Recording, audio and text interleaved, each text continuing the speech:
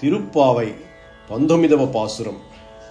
குத்துவிளக்கரியக்கோட்டுகால் கட்டில் மேல் மெத்தன்ற பஞ்சசயனத்தின் மேலேறி கொத்தலர் பூங்கழல் நப்பின்றை குங்கை மேல் வைத்து கிடந்த மலர் மாட்பாவாய் திறவாய் மெத்தடங்கண்ணினாய் நீ இன்மனாலனை எத்தனை போதும் துயிலெல வட்டாய் கான் எத்தனை ஏறும் పిరివాట్రగిల్లాయాల్ తత్వవన్రుత్తగవేలో రెంబావాయ్. ఈ పాసురంలో గోపికలు శ్రీకృష్ణుడిని నీలాదేవిని ఇద్దరినీ మేల్కొల్పడానికి ప్రయత్నిస్తున్నారు. దీపపు సమ్మెలయందు గుత్తులుగా దీపాలు వెలుగుతుండగా వాటి కాంతిలో మెరిసిపోతూ అందము, మెత్తదనము, పరిమళము, తెల్లదనము, మృదుత్వము అనే 5 లక్షణాలు కలిగిన హంసతులికా తల్పంపై, అంటే హంస ఈకలతో చేసిన మెత్తని పరుపుపై శయనించి ఉన్న క్రొత్తగా పూచిన పూలగుత్తులు ధరించిన కేశపాశము గల నీలాదేవి ఉరస్సీమను, అంటే వక్షస్థలాన్ని నీ వక్షస్థలంపై ఉంచుకొని పారవస్యంతో వికసించిన సుకుమార వక్షంగల ఓ శ్రీకృష్ణస్వామి, కనీసం ఒక మాటైనా పలుకురాదా? కాటుక కన్నుల నీలాదేవి, నీవు క్షణకాలం కూడా నీ స్వామి విరహాన్ని సహించలేని దానవు. ఇలా ఆయనతో కలిసి నిద్రపోవడం నీకు తగునా? ఇది నీ స్వభావం కూడా కాదే. స్వామిని మాకు దయచూపినట్టు చేయుము తల్లి. ఇది మా భవ్యమైన వ్రతం. దయచేసి మేలుకొని మా ప్రార్థనలను ఆలకించి మమ్మలను అనుగ్రహించండి. ఈ పాసురంలో శ్రీకృష్ణుడు నీలాదేవిల దాంపత్య ప్రేమ.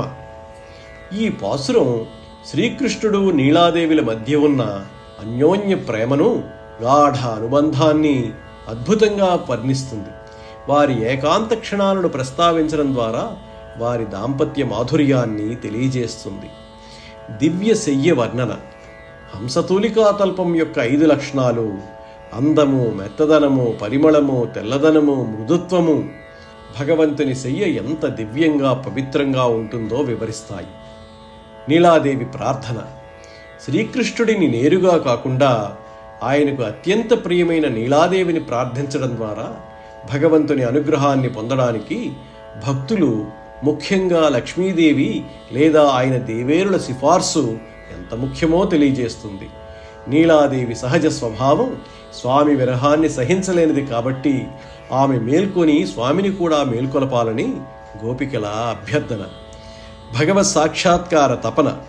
గోపికలు వారి నిద్రను భంగం చేయమని కోరడం భగవత్ సాక్షాత్కారం పట్ల వారికున్న తీవ్రమైన తపనను, ఆరాటాన్ని వెల్లడిస్తుంది. వ్రతం యొక్క ప్రాధాన్యత, ఈ వ్రతము భవ్యమైనది అని పదే పదే చెప్పడం ద్వారా దాని ఆధ్యాత్మిక విలువను, మోక్ష మార్గాన్ని సూచించే గొప్పతనాన్ని గోదాదేవి చాటి చెబుతోంది. ఈ పాసురం ప్రేమ, భక్తి మరియు భగవత్ సాక్షాత్కారం కోసం పడే తపనల సమ్మేళనం. శ్రీకృష్ణుడిని, ఆయన దేవేరిని ఆరాధించడం ద్వారా ఆయన సంపూర్ణ కరుణను పొందవచ్చని ఇది బోధిస్తుంది. తిరుప్పావైలోని ఈ 19వ పాసురం భగవంతునితో పాటు ఆయన దేవేరిని ఆరాధించడం యొక్క ప్రాముఖ్యతను నొక్కి చెబుతుంది.